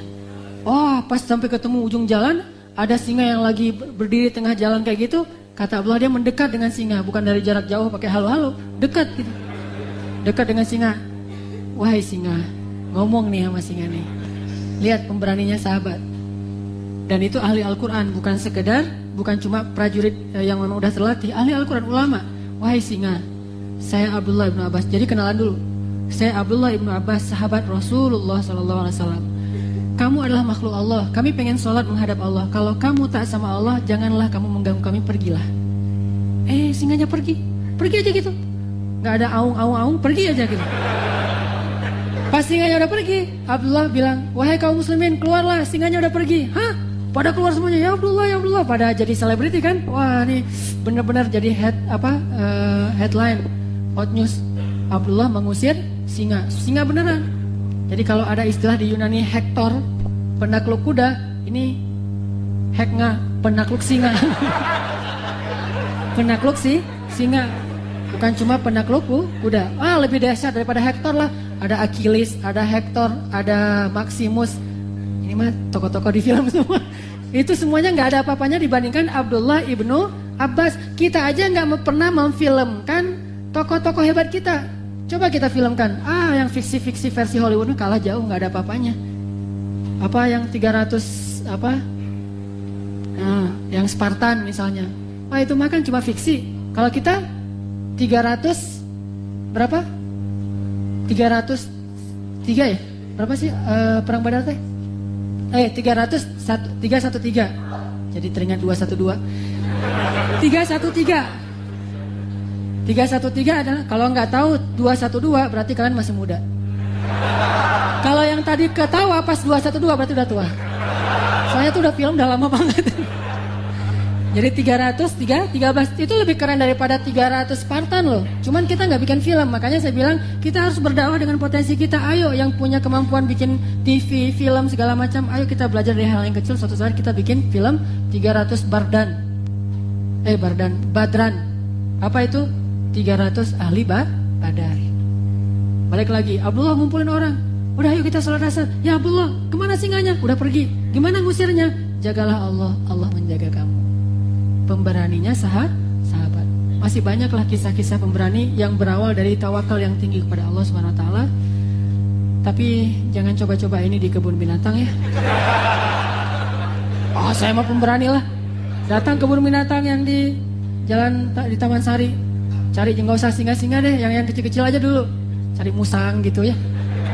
Ternyata digigit juga. Berarti belum, masih kayak cerita Rabi'ah Adawiyah. Nggak tahu benar apa enggak, tapi ini inspirasi juga. Ketika Rabi'ah lagi berzikir, hewan-hewan berkumpul di sebelah Rabi'ah, tapi datanglah seorang laki-laki, hewan itu pergi. Kenapa? Laki-laki ini ada dosa. Intinya dekat sama Rabbul Alamin, maka Allah akan tundukkan alamin untuk kita. Itu berapa tadi dapatnya? 1, 2, 3, 4, 5. Itu aja dulu. 5 makna kemerdekaan. Pertama, merdeka dari galau. Kedua, merdeka supaya bisa move on dari sedih. Ketiga, merdeka dari kelemahan fisik. Keempat, merdeka dari malas. Dan kelima, merdeka dari sifat juben atau sifat penakut. Mudah-mudahan kita menjadi anak muda yang merdeka. Dan dengan kemerdekaan itu insya Allah kita bisa mengisi peradaban bangsa kita ini dengan karya-karya yang bermanfaat. Tugas kita sebagai generasi muda adalah mengisi kemerdekaan di Indonesia ini dengan karya, bukan memestaporakan kemerdekaan itu. Jadi orang yang berpesta-pora dengan kemerdekaan, dengan tarian, nyanyi dangdut, panggung dangdut segala macam, mereka tidak memahami makna kemerdekaan dan tidak tahu tanggung jawab dan tugas mereka sebagai generasi muda. Tugas kita bareng-bareng, ayo kita mengisi dengan karya-karya terbaik yang kita bisa. Barakallahu li wa lakum. Mari kita tutup dengan sama-sama berdoa. Doa kita malam ini adalah doa yang tadi saya bacakan, baik di surat Al-Kahfi maupun doa dari Rasulullah SAW. A'udzubillahi minasyaitonirrajim. Bismillahirrahmanirrahim. Allahumma hdi syababal muslimin. Ya Allah, berilah petunjuk kepada pemuda-pemuda kaum muslimin. Allahumma hdi syabab Indonesia. Ya Allah, berilah petunjuk kepada pemuda-pemuda Indonesia. Allahumma hdi syabab Bandung. Ya Allah, berilah petunjuk kepada pemuda-pemuda Bandung. Jadikanlah kami anak-anak muda seperti Ashabul Kahfi, anak-anak muda seperti Hawariyin, anak-anak muda seperti Yahya alaihissalam, seperti Ismail alaihissalam, seperti Musa dan Harun, seperti Yusha, seperti para anbiya, para siddiqin, para syuhada, para solehin. Ya Allah ya Arhamar Rahimin. Rabbana atina min ladunka rahmah wa hayyi' lana min amrina rasyada waj'al lana min kulli dhiqin makhraja wa min kulli hammin faraja wa min kulli usri yusra. Allahumma inna na'udzu bika minal hammi wal hazan wa minal ajzi wal kasal wa minal jubni wal bukhl wa min ghalabati ad-dain wa qahri ar-rijal. Rabbana atina fid dunya hasanah wa fil akhirati hasanah wa qina adzabannar.